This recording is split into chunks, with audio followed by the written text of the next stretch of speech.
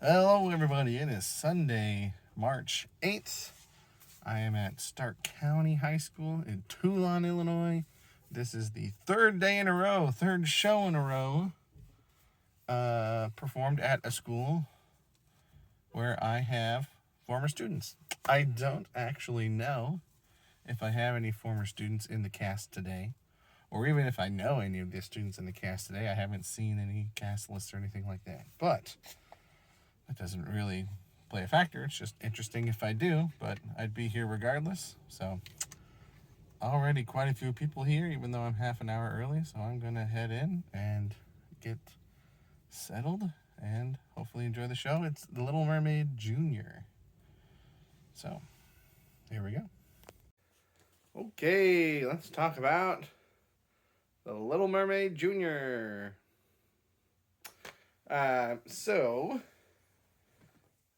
I was pleasantly surprised that I knew two of the people in the cast.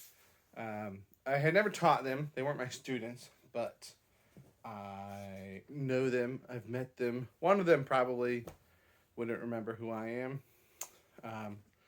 because I just met her one day. And, there was a lot of stuff going on. But this show, and I don't think I mentioned it for Finding Nemo Jr., these are the only two shows this year that I've seen that were in a gym. Because even the other school, now that I'm saying this out loud, I feel like I have said this before, but just in case I haven't, even the other school shows that I've been to, and even the other junior high school shows I've been to, have all been in auditoriums. So these feel the most kind of one-to-one for me, like the most relevant for me to kind of take notes from. So I was taking a lot of notes today.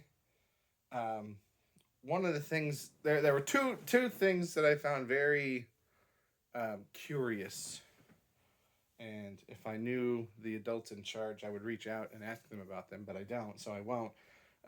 But first of all, while there was a stage in the gym, and it was utilized, most of the acting, like almost all of the acting, was done on these huge stage extensions. They basically built a stage in front of their stage. And they had people like coming out from behind the curtain on the stage, but there wasn't a lot of actual acting on the stage itself.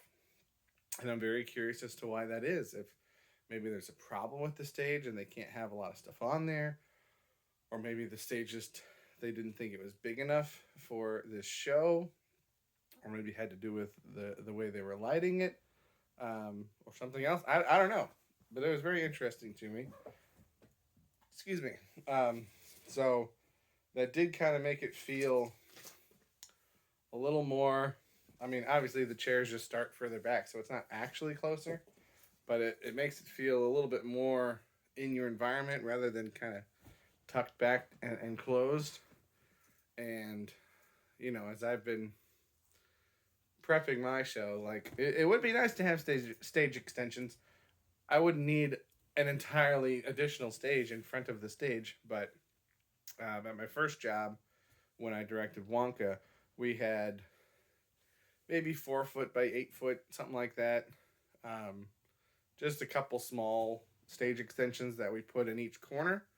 And we utilize those for the Oompa Loompas and stuff like that. But, I'm noticing as I go to a lot of these shows in actual theaters that there's lots of stage room in front of the curtain, and lots of times those are used for kind of scenes in between bigger scenes, or if they're transitioning the sets and the backgrounds and stuff on the stage proper, they'll go in front of the curtain to do a little scene.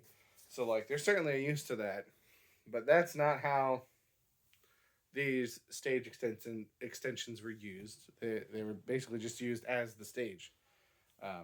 So I'm curious about that.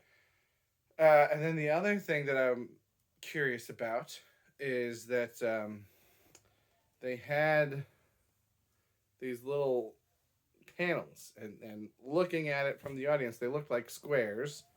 And they were maybe 3 or 4 feet in each direction. Um, and they were kind of used as a background.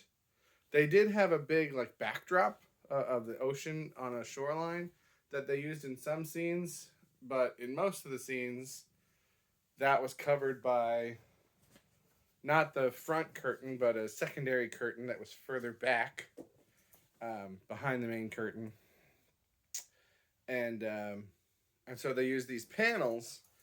And like I said, there were four of them, and they were maybe 3 or 4 feet wide, so it wasn't super wide.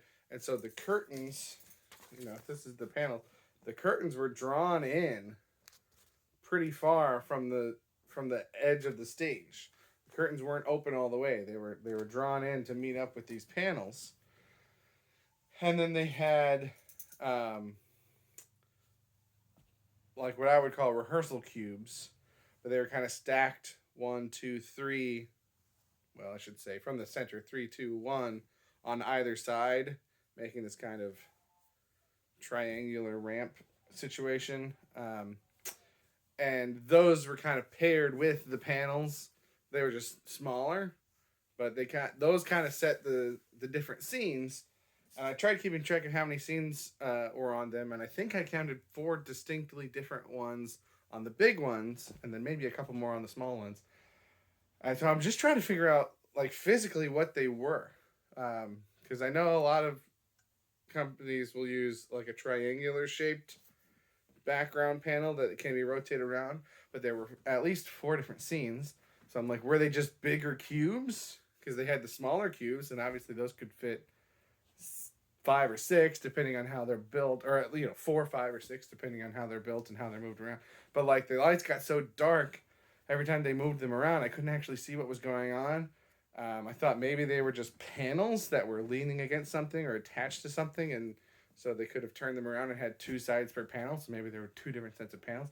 At one point, I heard some rollers, and someone told me that they were kind of on wagons being rolled in and out.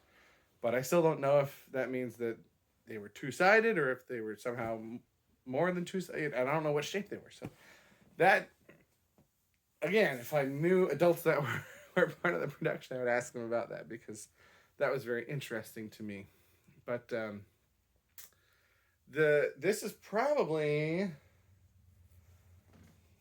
is this accurate to say? I'm trying to think. This is very, very close to the movie. When I saw Mary Poppins, they take out the whole sequence where they jump into the chalk paintings, and there's the animated section. With Anastasia, they took out Rasputin and put in this different government agent. Peter Pan, they took out a lot. So just in terms of shows that I've seen the movie versions of and how close they are, particularly like Disney style. I know Anastasia originally wasn't Disney, but like that kind of movie. Little Mermaid is pretty close. Like Aladdin, they took out Apu and gave Aladdin his friends, and like the magic carpet was only in it a little bit. This feels pretty similar. The only main plot point that I can remember, I don't know when the last time I watched The Little Mermaid was, the only main plot point I can remember that wasn't in the show is the plot point of Ursula in disguise using Ariel's voice, and like that engagement to Eric, and that kind of wedding ceremony on the boat. They did a little bit with him hearing someone else singing with her voice, but I imagine trying to mime and switch the voices between different actors would be hard to do in a high school production. So like it's not surprising that they didn't do that. And then because of that, like the ending was a little bit different. Obviously, there wasn't a giant Ursula that he drove a ship through to kill her. So that was a little bit different, but the general vibe of it was pretty similar. But other than that, it was pretty darn close. And I'm not saying that is a good thing or a bad thing. It just, that stuck out to me that it was pretty similar to the movie.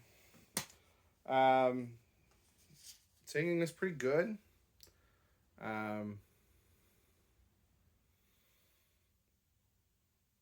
don't know. I don't know that I have a lot else to say.